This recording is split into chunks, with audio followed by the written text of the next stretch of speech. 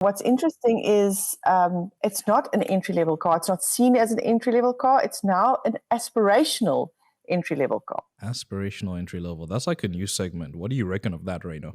I don't even know where to start with that, but aspirational entry. Well, considering the way car prices are going these days, I think almost every car is aspirational. At this point, yeah.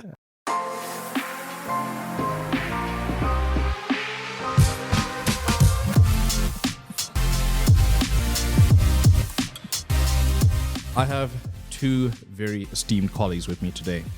We have the man with the camera, the man with an eye for photography and so much more things, especially Italian stuff. We have Mr. Reno Ferri. Hello. And then we have the center of attention and reporting from Cape Town itself, telling us everything that's going on that side. It's Ane. You're on the big TV screen. How do you feel? Very nervous and very magnified. No, you're all good here. You're all good. So, welcome to another episode of the AutoTrader Podcast. Today's episode, Feel Sippers. What are we going to be talking about exactly? First up, with Heart or Not, we're going to be talking about Ane's experience with the Kia Picanto, which was launched recently in Cape Town. Next up, with Yes, but No, we're going to be discussing whether the Honda CR-V is actually worth R1 million. And then, with Heat Seekers, Ane is going to talk about the Isuzu One Tank Challenge and some fuel-saving tips. And last but not least, an AskAutoTrader question. So, let us get right into it with Hot or Not. Ane, Cape Town is a lovely place. Naturally aspirated cars of no turbos, for those that were not aware, feel really good in Cape Town. So, how was the Picanto? Tell us all about it. Well, the Picanto is a great little car. It's always been a great little car. And the most noteworthy thing about it, it's probably its price tag. It's still a 1.1 liter naturally aspirated car, as you've already mentioned. And then, of course, you also have the 1.2. So not much has changed from an engine perspective. They've added a lot of specs to it, and it's completely new from the outside. I mean, it looks completely new and slick and suave. And it's a lovely little car. It gives people status. I think what's interesting is it's not an entry-level car. It's not seen as an entry-level car. It's now an aspirational entry-level car. Aspirational entry level. That's like a new segment. What do you reckon of that, Reno? I don't even know where to start with that, but aspirational entry. Well, considering the way car prices are going these days, I think almost every car is aspirational. At this point, But in terms of like the styling, like Ane said, like from the pictures and everything that I've seen, it absolutely looks like very premium. And very sporty. So I'm quite excited to see once we get our test model up here in Joburg. We'll see how it fares. Yeah. And I think this is the other thing about it as well. It's this is the thing I've noticed with super minis, if I can call them, like the Kia Picantos, your Grand i10s and all that. It seems a lot of like lifestyle people get into them, like your yoga teachers, your Pilates teachers and all that. I've known so many who drive a Picanto or Grand i10 of that nature of sorts. And do you think, especially like in the Western Cape, because there's a lot of lifestyle people there, we had a fun chat about that at launch once. Do you think a lot of people will get into that since it's an aspirational entry vehicle? Well, I never knew this before, but Kia says that their target market for this car is your 26 to 32-year-olds. So young and upcoming professionals. I think in the 90s we used to call them yuppies. That is no longer a thing. Well, I'm giving my age away. But the entry level is just under $261,000. So that's no matric or student has that kind of money. I mean, not even we do. So it's definitely got, remember, people always used to drive Golfs. That was the thing. And then Golfs became expensive, and then they were driving Polos. And now it seems, with the way things are going, the Picanto is the car to be seen in. So it's interesting turn of events. Well, we'll look forward to that when we get the car up on test. Now, let's move on to Yes, but No. So the Honda CR-V. It's really surprised a lot of people in that its price tag. It's R1 million. And I had the exclusive model on test, which is the top of the range model. You're looking at about R1,050,000. And I thought, okay, if Honda is going to be charging this much, this has better got to be an experience. That made no sense English-wise, but anyways. But this is the thing. Unfortunately, I came out a bit disappointed, if I'm being perfectly honest. And the reason why is because, look, I was impressed with the Honda Fit Hybrid. Such a lovely little car, and it got to the point where I was actually looking at finance for that particular vehicle. And then I thought, you know what, this would probably be the same with the CR-V, because I'm like, this is going to be Honda Premium. We know that there's so much craftsmanship that goes into details which you might even miss to some degree. But then I jumped in and I was like, this is it? But that got me wondering, what actually makes a million rand car a million rand car? I mean, the spectrum has changed quite a bit, especially considering car pricing that we've mentioned. But guys, shoot the breeze here. And Nate, you go first, because ladies first. What do you think? Well, I'll probably just buy a Toyota at the end of the day, because number one, they're built right here in South Africa. Look how cheap the Toyota Corolla Cross Hybrid is compared to everything else that's out there. Yeah. And you're getting that huge fuel saving. I mean, I'm just not even going to be looking at anything else at this point. I'm going to be buying a Toyota Hybrid in some shape or form. Because that's the other thing with the CR-V. You'd expect for a mill it would at least be a hybrid, which it's not. It's powered by a 1.5-liter turbo VTEC motor, 140 kilowatts, 240 newtons, and it's connected to a CVT box, power sent to the front wheels, which, look, it's not a bad powertrain. I think it drives perfectly fine. But the thing is, it doesn't scream million rand to me. That's the thing about it. Especially when you consider that the CR-V, if I'm not mistaken, the previous one, the top of the range, which was the 2-liter premium CVT, that was around the 700K range. But then when we look at the likes of, let's say, the Mitsubishi Outlander, for example, if you guys have seen it, I sit there and I think, this is nearly 300K cheaper for a mid-spec model, which has 4-wheel drive and pretty much the same accoutrement as what the CR-V offers.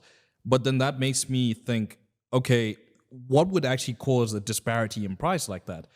Reino, what do you reckon about this? So I haven't personally interacted with that CR-V. You must now tell me how much plastic trimmings are there, how much, like, if you feel around, does it feel premium enough? That's the thing. It feels premium. Like, everything that you touch and feel, there's a lot of soft touch materials. The thing feels well put together. It's even got active noise cancelling inside of it as well for, to manage the NVH and all of that. But then when I operate a lot of the switchgear and everything, I sit there and I think, this feels 700K, not a mil at least. Like, jumping into the likes of the German competitors, for example, let's take your BMW X1. You sit there and you think, okay, I'm getting my money's worth here. Whereas at the CR-V, I sit there and I think, this is a solid car, definitely, but it's solid at 700K. You ever get that feeling, guys? No, 100%. I think, personally, if you think, like, from a business perspective, Honda South Africa imports everything. Yeah. They're not building anything here.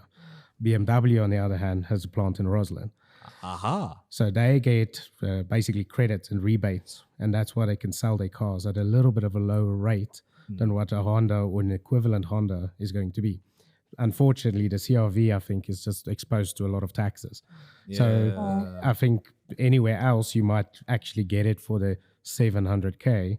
It's because of that import taxes and that goes on top that basically makes it a million rand car. The million rand Honda, we've gotten to this extent. Although that Civic Type R, lovely though. But anyways, moving on. So we are going to chat about the Isuzu One Tank Challenge and Heat Seekers. And you wrote something about this on site, which please go and search our articles on site. We write very lovely stuff. And please talk about that. Well, they always do one. Almost every year they've been doing it for the last couple of years. And they do one tank of diesel in the entry level, 1.9 liter turbo diesel Isuzu, which is, of course, now the D-Max. And they'd set off in Joburg and they try and reach Cape Town, Signal Hill to be exact, with on one tank of diesel. And everyone's managed to do it. I think the poorest performers managed to reach the Winelands one stop.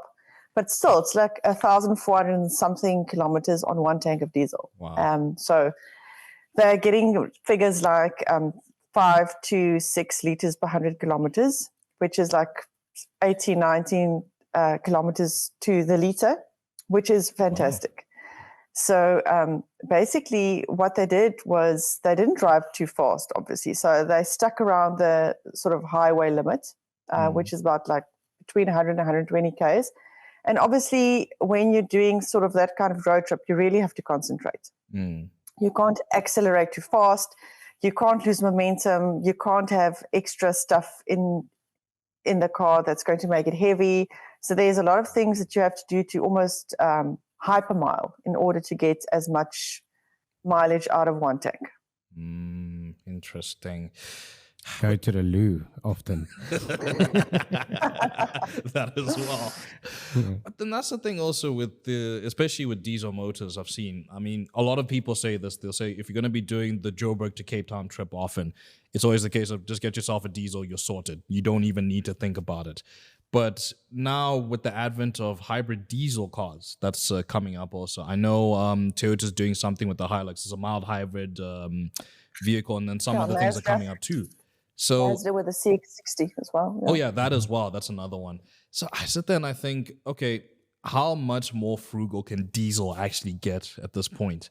I mean, we're talking about basic diesel engines and the Isuzu, as you mentioned now, with the 1.9 and that. But then it also makes me wonder as well, the kind of hypermiling, what do people actually do to hypermiling? And I think the perfect person to talk to about this is Mr. Rayner right here, because every time he's had a long-term vehicle, we don't know how he does it. How?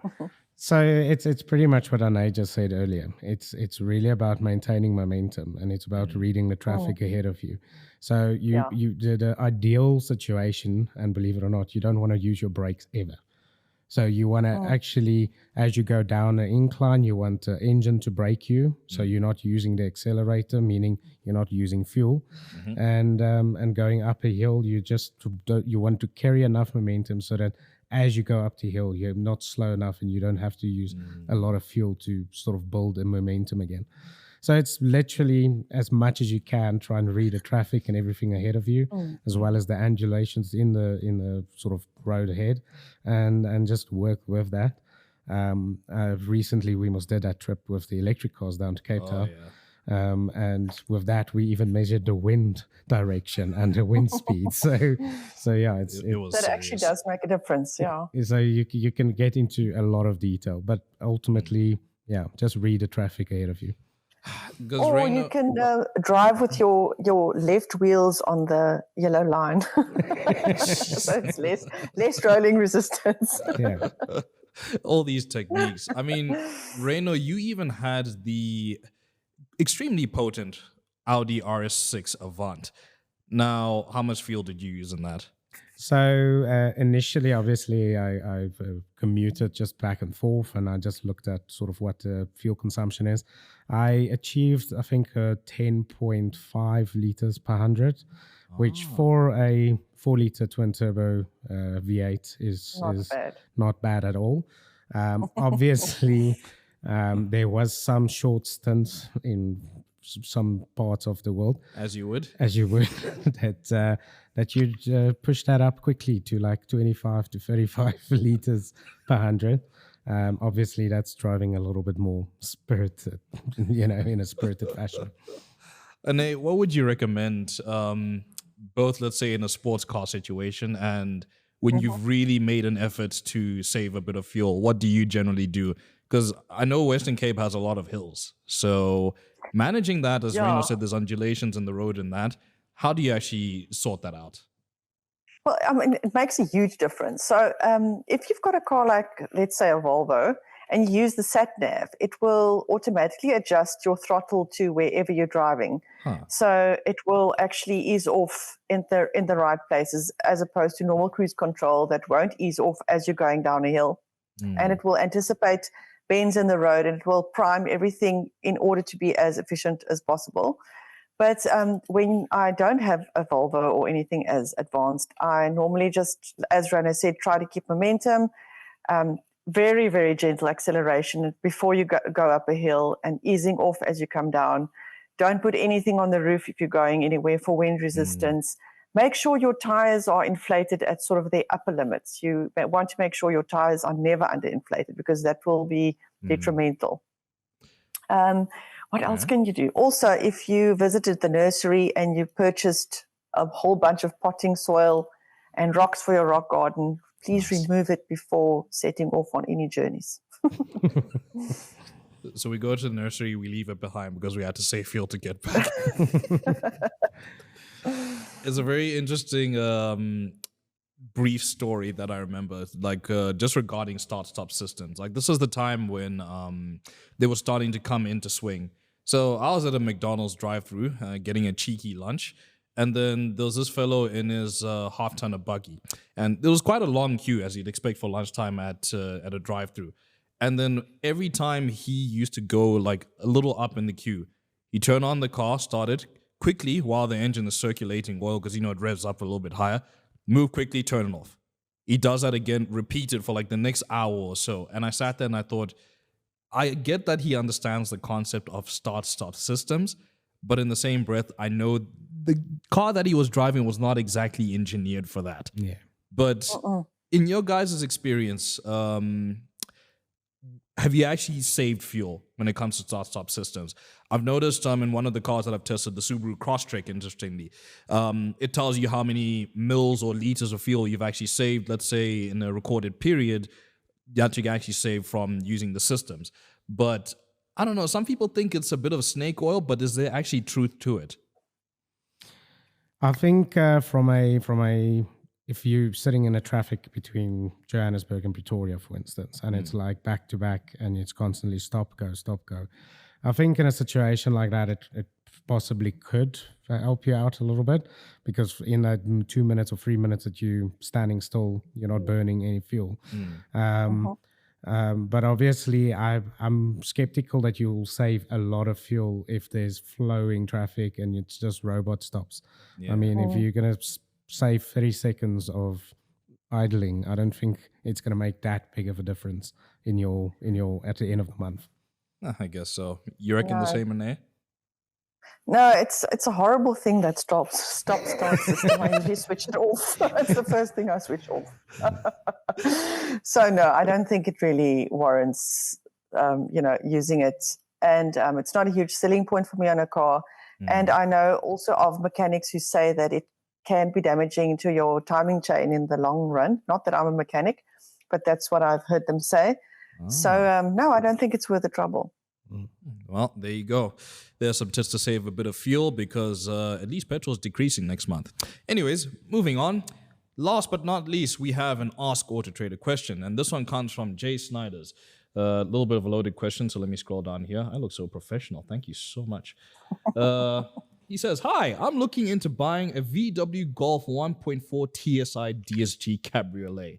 I know the car is a bit old. Any tips? Is it wise in 2024? What type of motor plan cover would I need? What mileage range do I need to look at? And that's the question. First things first, I remember the Cabriolet era quite vividly, and then every car was a Cabriolet to some extent. Would you guys ever get into that? Just not like bespoke Cabriolet, like an MX-5 or a Porsche Cayenne or something. Let's just take a hatchback and make it into one. Nate? Well, I remember driving a Range Rover Evoque that was a Cabriolet. Oh. You can still find them on AutoTrader, and I thought that was a hoot.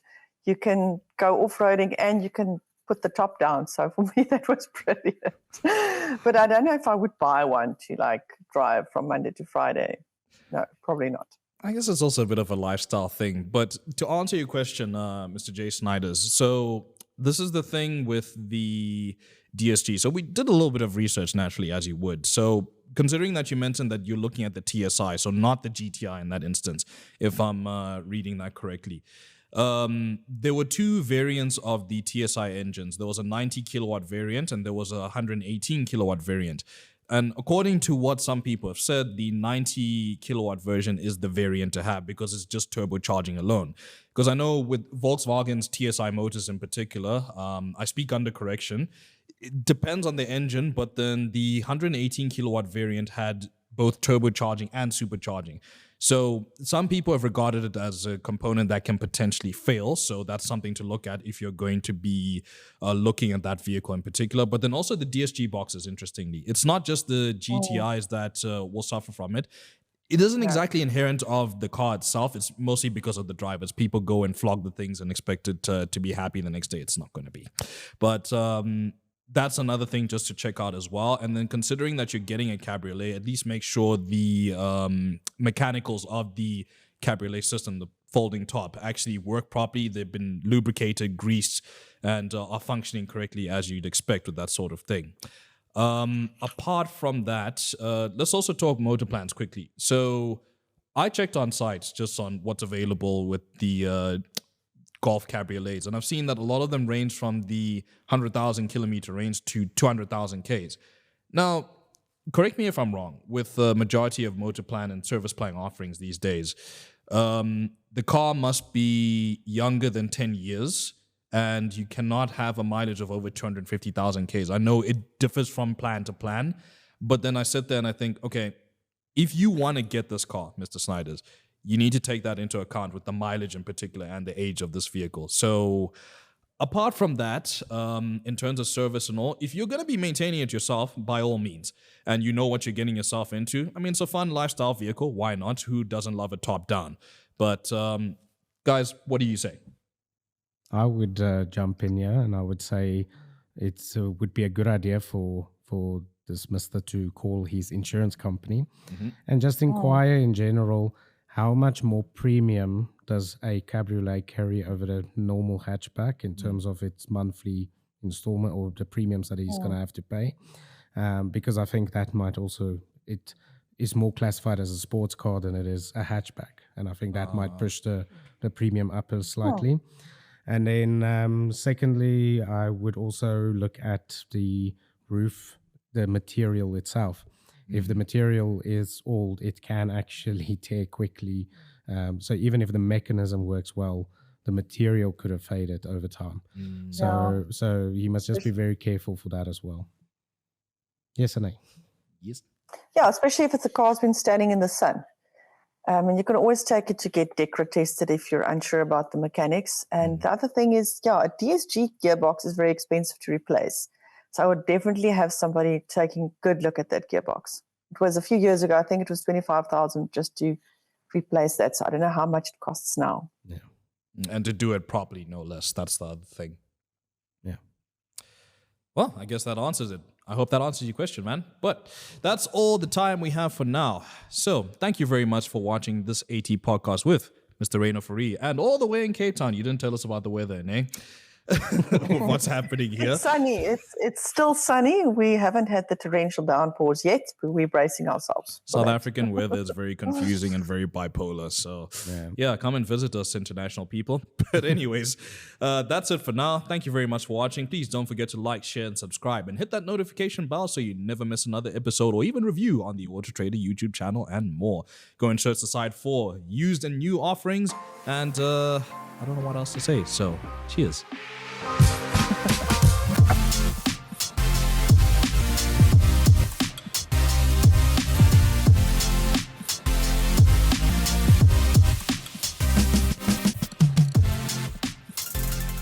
Search AutoTrader.